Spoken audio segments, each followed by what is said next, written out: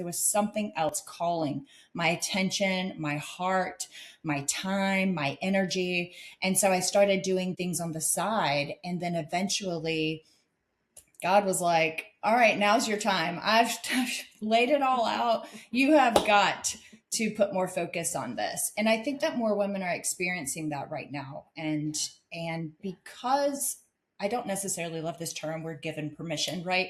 But it is becoming more common and more accepted for us to think outside the box. Whereas I don't think that my mother and my grandmother were given that option. You don't think outside the box. You join a career, you join a job, and you stick with it.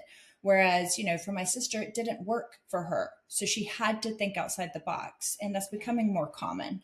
Yeah, I definitely see that happening. I think right now what we're seeing shifting is that, you know, here we are in 2026, right? And it's women are being called. They're being called to, lead with the best gifts that they have. Hello, my extraordinary women friends. This quarter, we are exploring the great recalibration. You've been hearing me talk about that, what it means to realign how we lead, how we build, and how we listen to what is calling us forward in this season of our work and our lives. In my work with women entrepreneurs and leaders, I see this moment again and again. A woman who has built something meaningful. She has created success. She knows how to lead and how to execute, how to make things happen. And then something begins to shift. There's a pull, there's a knowing, a sense that there is something more she is here to do. Something that asks for her time, her energy, and her voice in a different way. And in that moment, that is where the recalibration begins.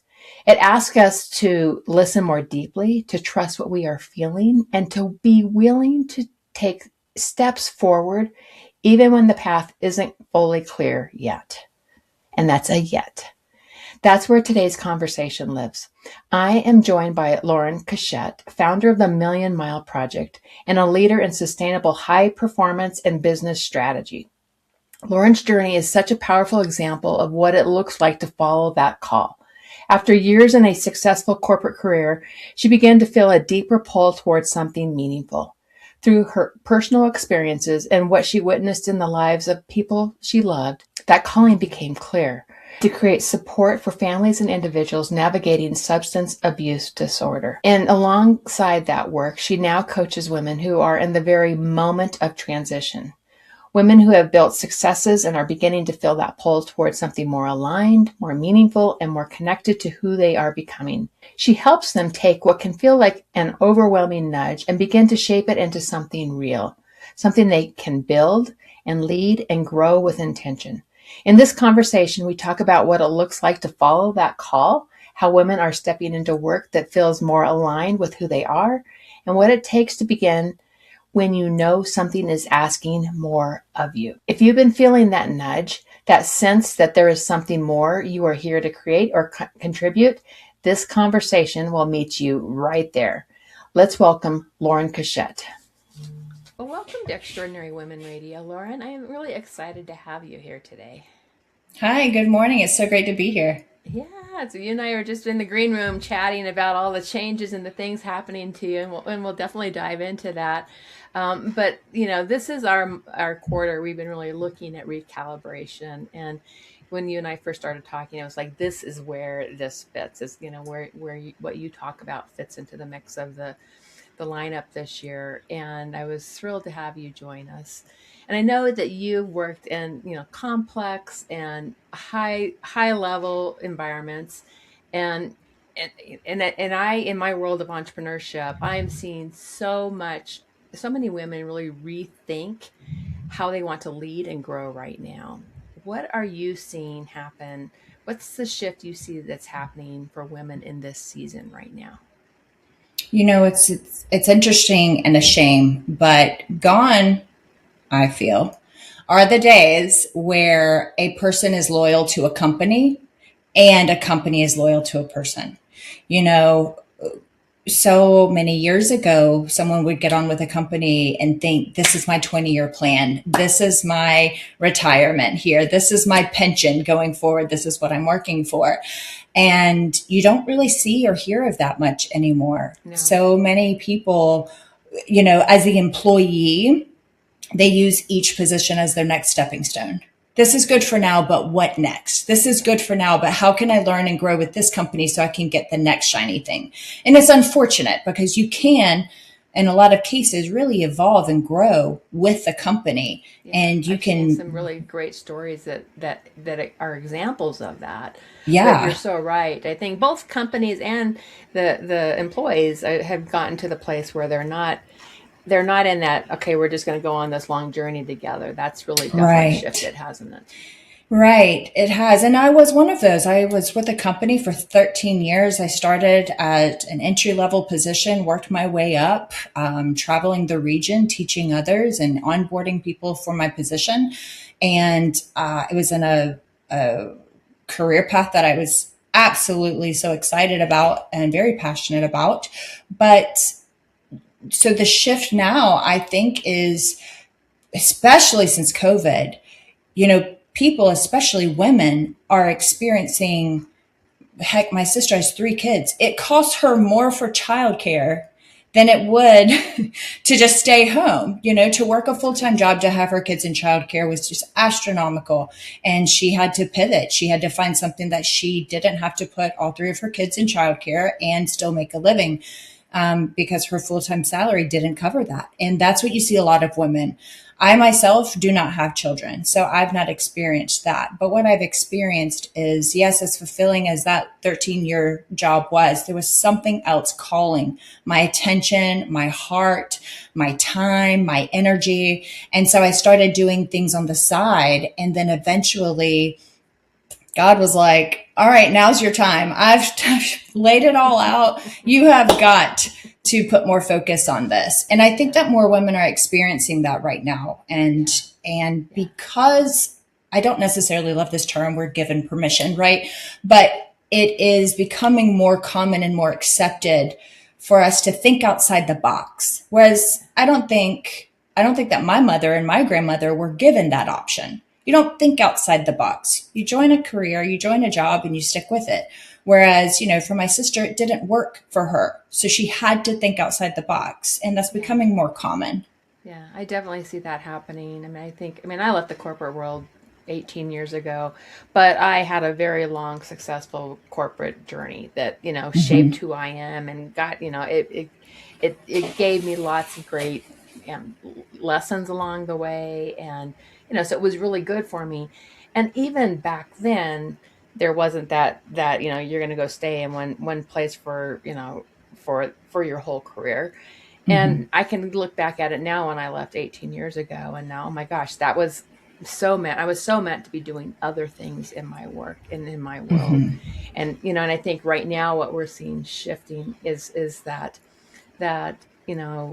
here we are in 2026, right? And it's women are being called, they're being called to, lead with the best gifts that they have. And I know you've just made some big transitions in your world that weren't even expected. I mean, you've been No, running they your weren't. nonprofit, which we'll get into as we dive deeper into this, but you've been running your nonprofit now for 4 years Yes. and keeping your A your full time job. corporate, yeah, your full-time job running a nonprofit.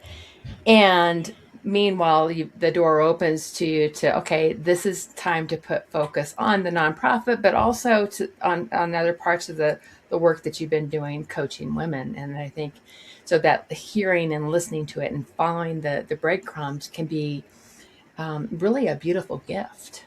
Yeah. Yeah. The 13 years I worked for a corporate gym. I started as a very entry level trainer, worked my way up, became a manager, then became a specialized department manager, then started traveling, teaching other trainers, and then onboarding other managers, opening up different locations, things like that. And I loved what I did. But Hmm. through that, my nonprofit worked with substance use disorder. Yeah. And due to experiences within my family and loved ones and friends, I saw a need. I had to be that family member to tell a loved one, we can't help you. We don't have $30,000. We don't have $50,000. And to be that loved one in that position, it breaks you.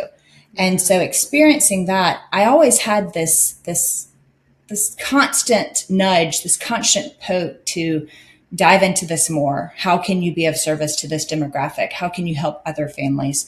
And then I would see a dear friend of mine growing up. He and his brother struggled with substance use disorder and went to treatment and begged not to have to leave. But insurance was up. They said, you're done here, even though they were like, we are not done. Like, we have just landed. We've just gotten clear headed. Please don't make us leave. And because his family couldn't afford another $30,000 out of pocket, they were dismissed out of the program because insurance was done paying. And unfortunately, overdosed and passed away. And being alongside that family through that process was another nudge of, I'm religious. I'm deep in my faith. And whether you call it the universe or God, but God really put it on my heart. This is just one more thing that you can be of service to. And then as people leave treatment, they need help getting back on their feet. They need to find a job. They need to find a career path. They need help, building their resume and filling out applications and lifestyle overhaul too. Yeah. Health and nutrition and how to set up your day for success, all these things, because you go to treatment and then you go back to life. Where's the in between? And so after many years of trying to figure out what my role in that world would be, because I'm not in recovery, I just naturally don't drink and do drugs. Haven't really ever been my thing, but I've never been in recovery. I've never had to go to a program. And so then it dawned on me, I am that family member. I am part of that disease because it's a family disease. It's not just an individual. Mm-hmm. And so I can help families. I can help individuals. So started the nonprofit, the Million Mile Project. And we help scholarship people into treatment and we mentor them as they get out. And we're also a resource for family members who call up and say, I don't know where to start. I don't know what to do because I've been that family member. Yeah. So back to your point about leaving corporate world and leaving the comfort, that was me. I hung up my hat of 13 years with this company that I would still shout from the rooftops. It was a wonderful position, a wonderful company to work for, but I knew that God was calling me elsewhere and I couldn't dedicate 40 to 60 hours to a company while starting this nonprofit. Yeah. But I also knew I never wanted to take a dime from the nonprofit. Yeah. So I always had to make money somehow. Yeah. So I went in part-time, started working for a rehabilitation center here in Los Angeles as I was building that and getting it off the ground. And I had some personal training clients that I kept on privately. And then through the years, my personal training clients became more lifestyle habit coaching. And then people started coming to me because they knew I ran a retreat business. They knew that I started a nonprofit. They're like, I want to start a nonprofit or I want to start a side business. Can you help me? So then my coaching kind of started shifting to helping people align with their passions and their goals and their desires. Yeah. And back to what you said last week, the company that I worked for full time, almost 2 years, dissolved my department, which was corporate wellness. And it was unexpected.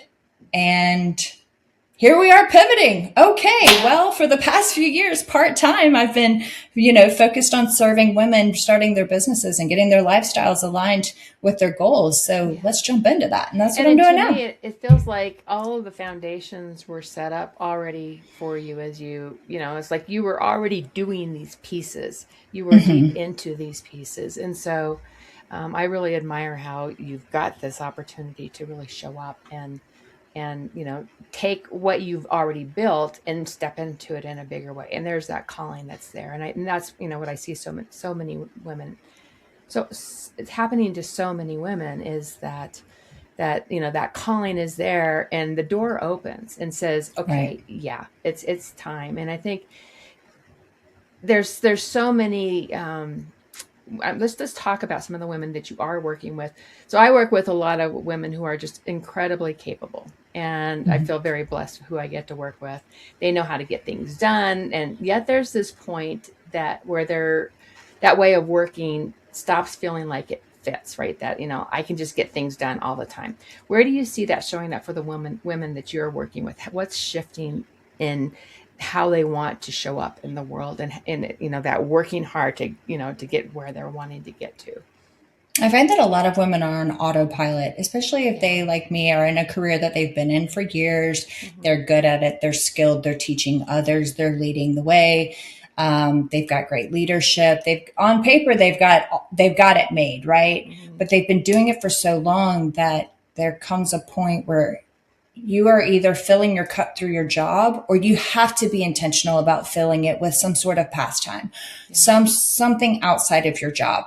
And a lot of women, especially if they have families, are not filling their cup. And so I see, speaking with the women about starting something on the side, it doesn't have to replace your career, but it has to be something on the side. Maybe it's, I'm a huge advocate for shelter animals. I volunteer twice a week. And so maybe it's that you volunteer with animals once a week, and then maybe that evolves into something. But I think that women are really seeking to fill their cup, but a lot of them don't even understand or recognize that it's their cup that needs filled. They just feel burnt out. They feel just exhausted all the time. They've got the Sunday scaries, not that they're scared of their job. They love their job, but they just spent all weekend recuperating from the last week, spend Sunday doing laundry and meal prepping or grocery shopping, and now it's the week again. They're just on repeat. And so I find that a lot of women come to me that want to start something. They have ideas and passions and ideas of ways to show up and serve, but they don't know how to articulate it or actually get it started. Yeah. Yeah. And I think that calling for meaning is such an important part of that, because if they're on that autopilot, they're not feeling the meaning. They're not feeling, they've lost that meaning.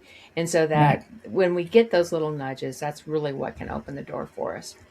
And This idea. if Yeah, you go ahead. lead with that, if you're leading with your heart and how you wanting to show up and serve others, Yeah. that's huge. You're not leading with, oh, I want to work from my laptop on a beach. No, you're showing up saying, I have a burning desire to help this demographic. I just don't know how, or I know it's not going to pay the bills right now. So how do I get it started? Yeah. And that's different. Leading with a passion and desire of the heart's very different than just, I don't want a boss. Yeah. No, it is very different. And I think that when this recalibration that we're seeing, it's recalibrating ambition, right, in a way that feels really important right now. Women still want to grow, and they care really deeply about what they're doing. Right. How are you guiding them to hold that ambition while also honoring their capacity? So I always start off with asking the person to be honest with themselves. And I go through several different questions, but one of them is, okay, if nothing changed in your life right now, what is your capacity to take something else on? And a lot of people say, I don't know how I would take anything on. Right. Okay, well, explain a day in the life of yours. What's a typical day? And then they tell me, okay, what is a non typical, but happens more often than not type of day? You always have the sick kid or the t-ball practice or the recital that came out of nowhere or a work trip that came up or something like that. And so now that we've addressed and recognized an ideal or a realistic schedule and capacity, you say you want this, but here are your limitations. What's going to give? Yeah, something's got to give. Something's got to give. And for one woman that I'm working with, she has a full-time job. She has children. She has a family. She really wanted to start this passion project of hers. And for her, it wasn't for income. It was just of service.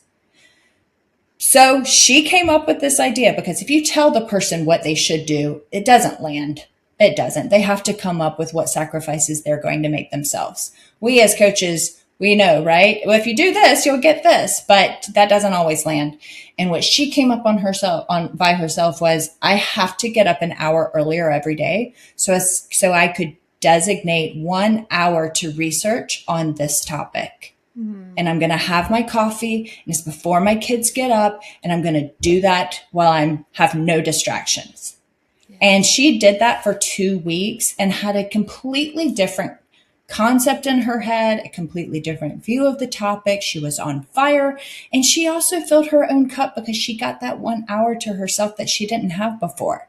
And that was something that I saw, I had the foresight to recognize, but that was something that she later recognized that she was so appreciative of. But had I said, okay, you need to wake up at 5:30 every morning so you can start doing research, she'd be like, She'd be like, nah. no, Yeah. I don't think that sounds so Yeah. good. And so there's that inner drive that helps define that. But it also took the discipline to keep that up, right? I mean, and Right. so when you think about the discipline to show up every day and get up and do that time for yourself, I think, so how are you defining this discipline in this time right now? Because I think it's shifted.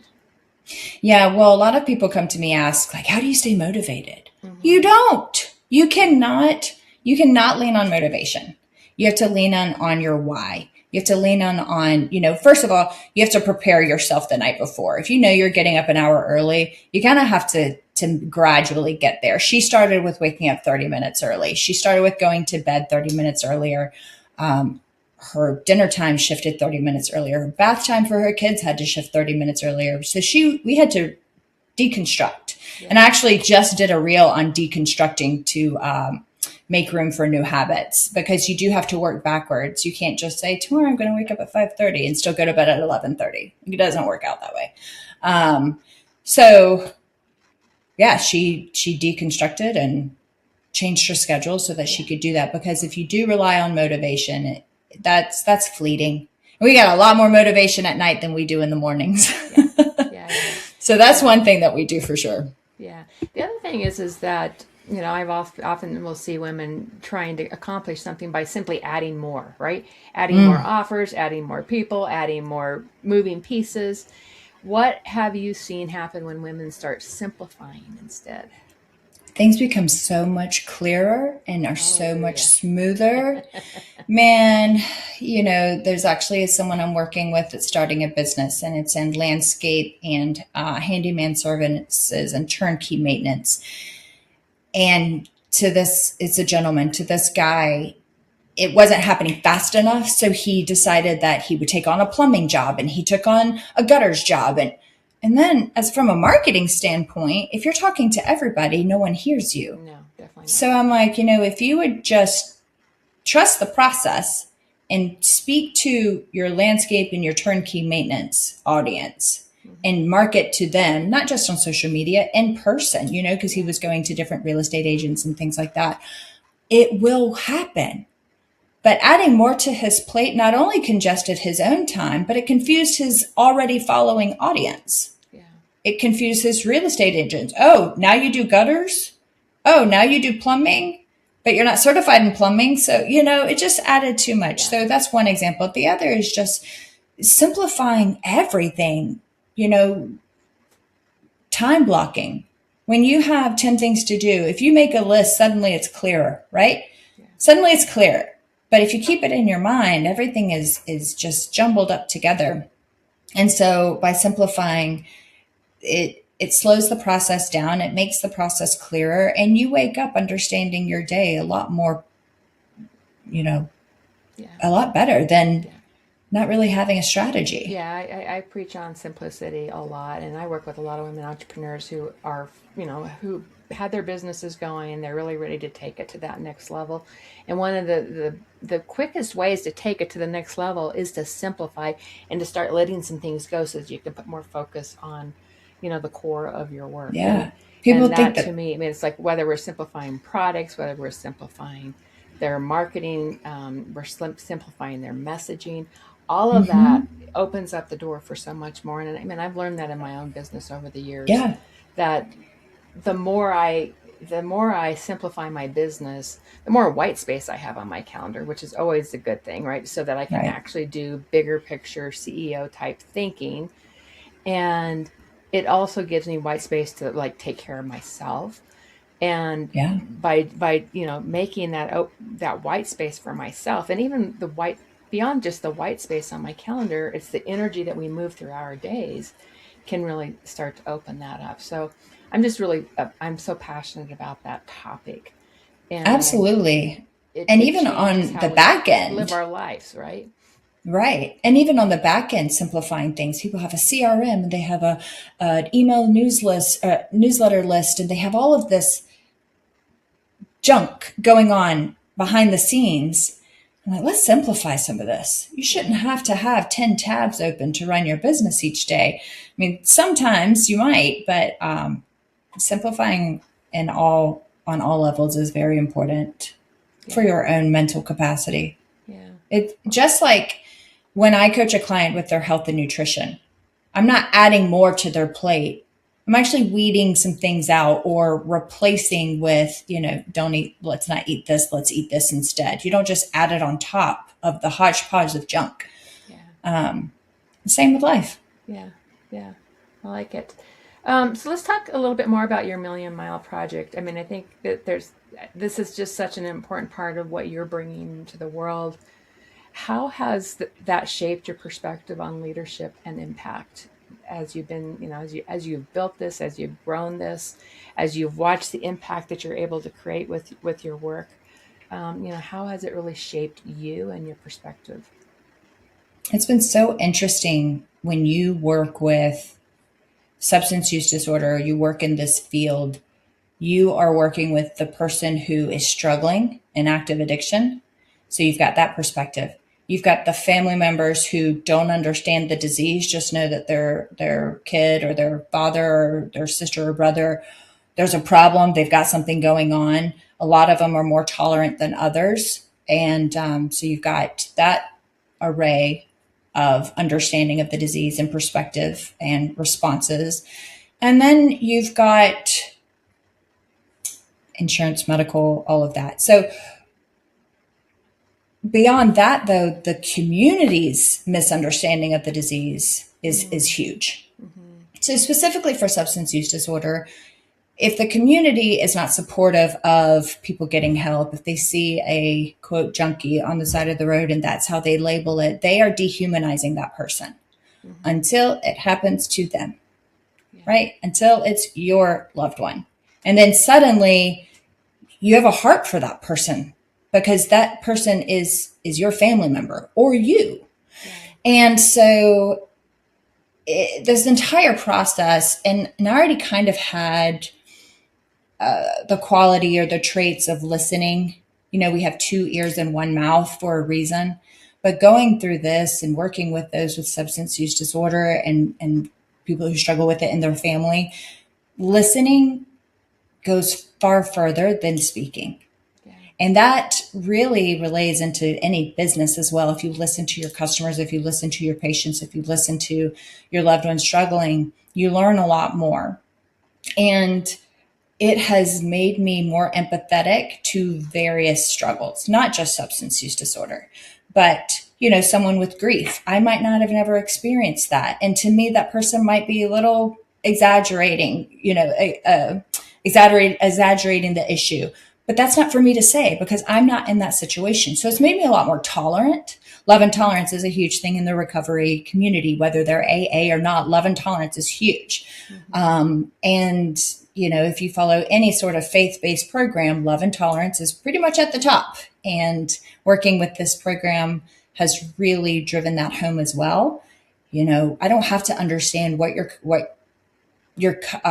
where you're coming from or your view, but that is your experience and your insight on it. And I respect that. I don't have to agree with it. Yeah. But I respect that that's yours and I can have mine. And I'm not going to be intolerant of it because it's different than mine. Yeah. And so I think that that's a practice that everybody could get a little clearer on and a little sharper on. But having this organization has really driven that home for me. Yeah. Love and tolerance and respecting others and their needs and listening more. An important message in these times for sure. Mm-hmm. Very important. Yeah. So, and tell us a little bit just about how your nonprofit has grown. So we started 4 years ago. We are an individual donation-based program. So in other words, I'm sure there's grants out there, but we have not found the grants that we qualify for because we help people get into treatment. So we work with long-term recovery programs. So they have to be 3 months or longer.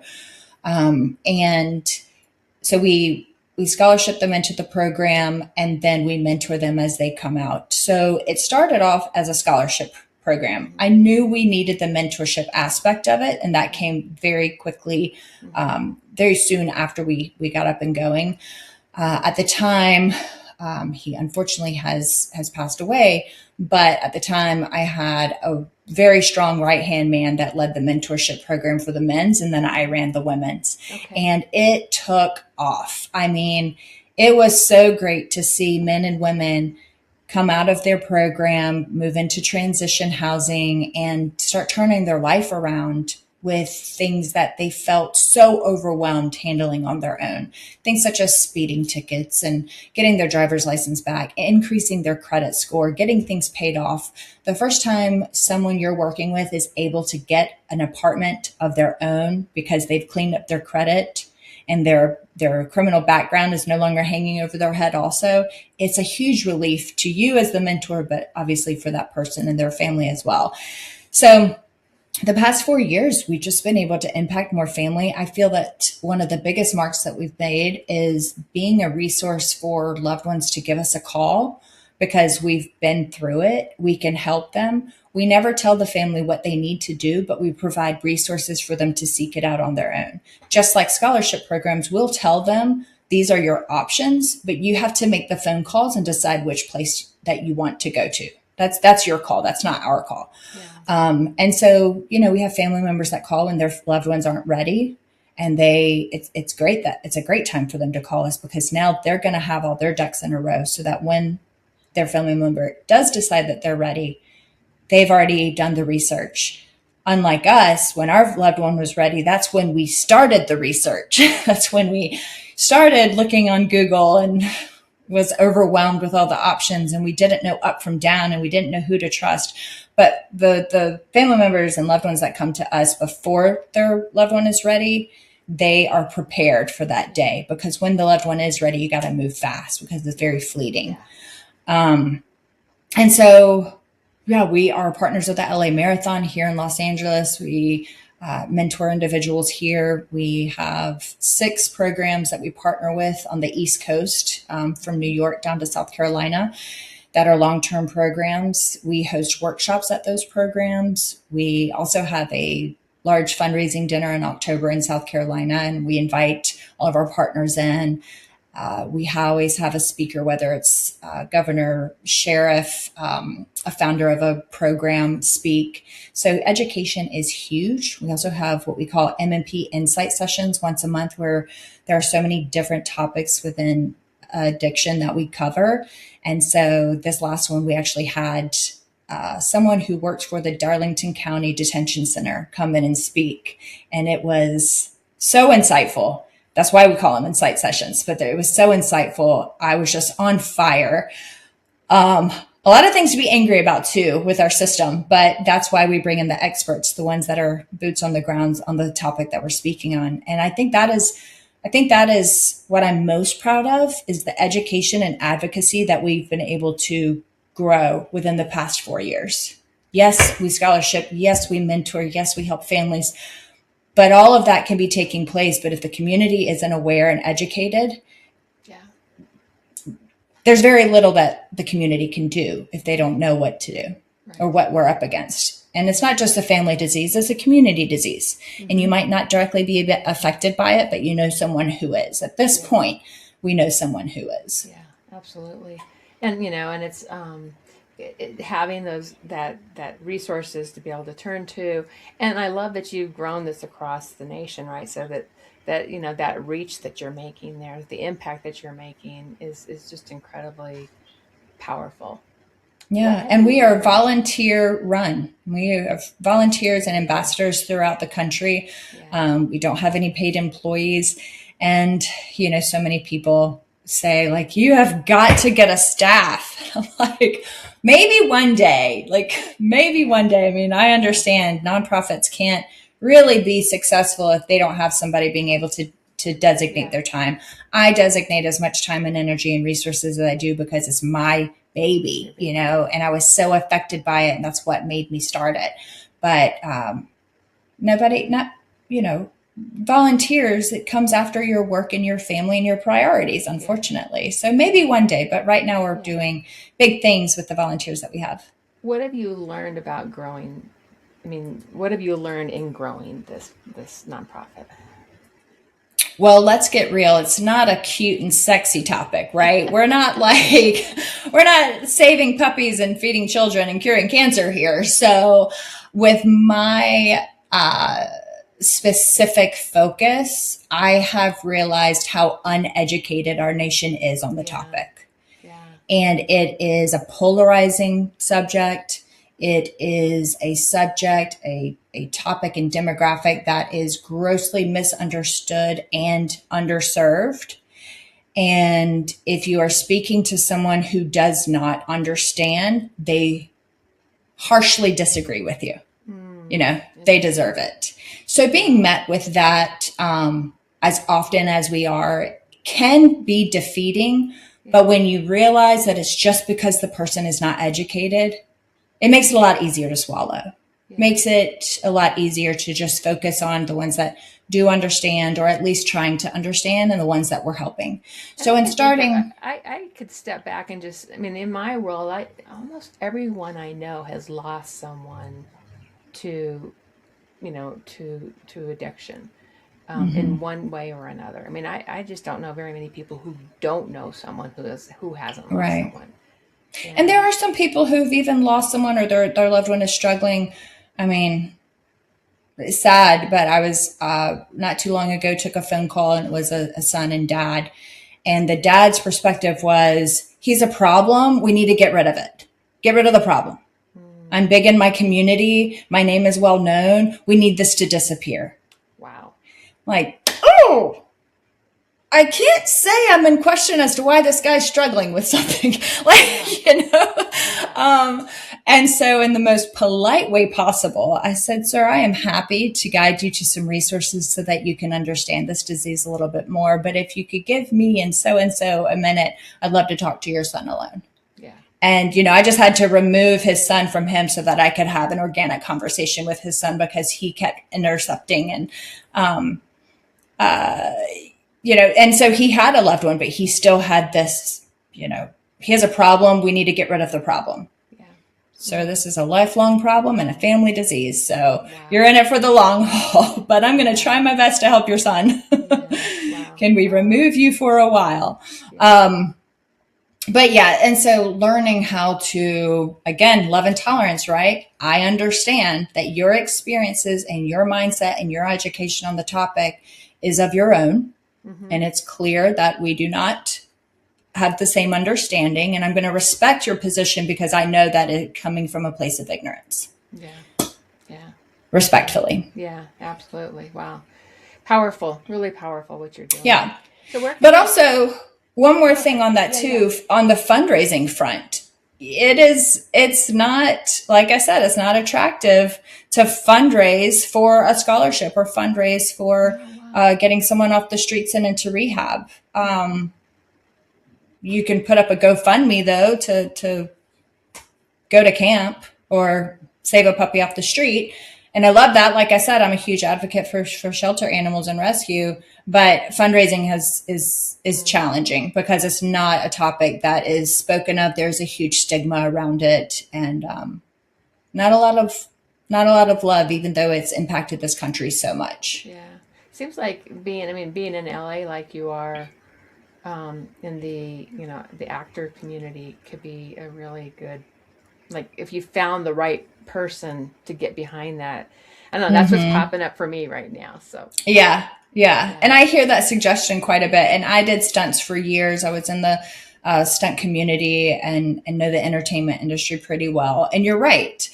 Um, if they are affected by this, which most of them are, it's definitely an opportunity yeah, that may come our way or may not. yeah, yeah. Interesting, interesting. So where can our listeners learn more about you, about your coaching work, and learn more about the $1 Million Project? Where can they find that information?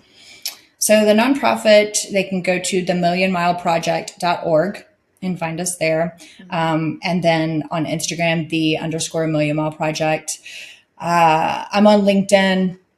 I'm on Facebook, but mainly LinkedIn or Instagram, which my Instagram is _LBC. And then my website is Okay. laurencashatt.com. Okay. Yeah. Excellent. Excellent. Excellent.